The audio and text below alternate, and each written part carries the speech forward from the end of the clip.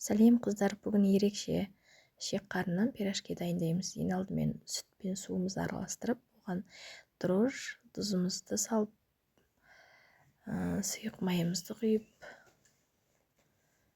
және де шым-шым шекер салып, маргарин салып, жақсылап қамыр илейміз.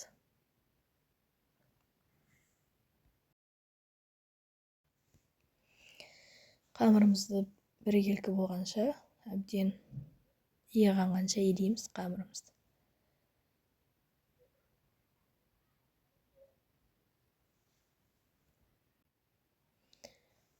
Сүт пен суға араластырғасын әдемі болып шығады қамырымыз.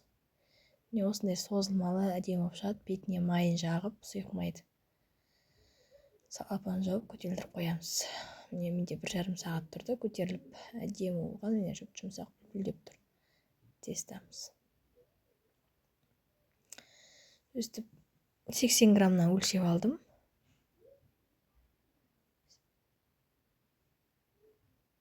Бетін осылай салафанмен жауып қойдым. Көтерілсін шамалы. 5-6 минут тұрса болады.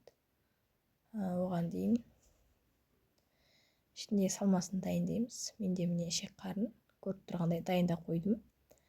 Тартып, үстіне тек жуасын торап, тұзын бұрышын салып, қолмен әбден араластырамыз, езіп.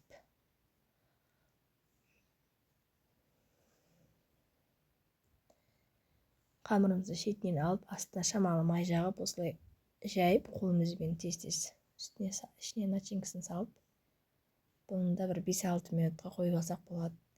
Көтеріліп тұрады, сонда іші шек болмайды. Тез піседі, әрі іші шек болмайды.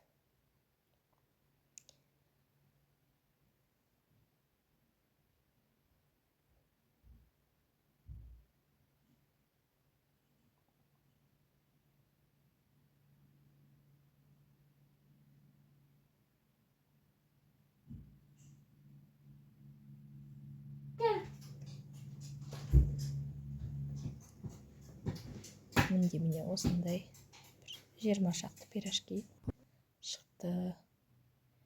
Майымызды алдына қыздырып қоямыз, болып қалды деген кезде. Сосын осылай салып пісіріп аламыз, әп-әдемі қылып. Міне қыздар, осылай көтеріліп піссе, қамырымыз жегенде күшті болады, дәмі деген ауызға кәдімгідей еріп кетеді. Жей бересің.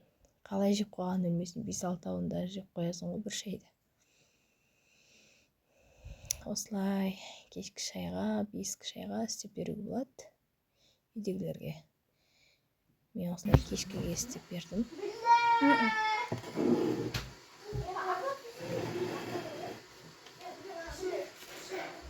Ыстықтай жеген жақсы да шек қарын.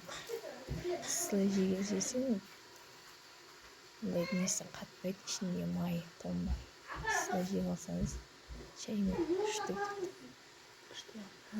Жасап көріңіздер, қыздар. Ас болсын барлықтарыңызға. Қазір видеоның астына сіздерге рецептін жазып кетемін. Ондай қатып қалған не жоқ, рецепт.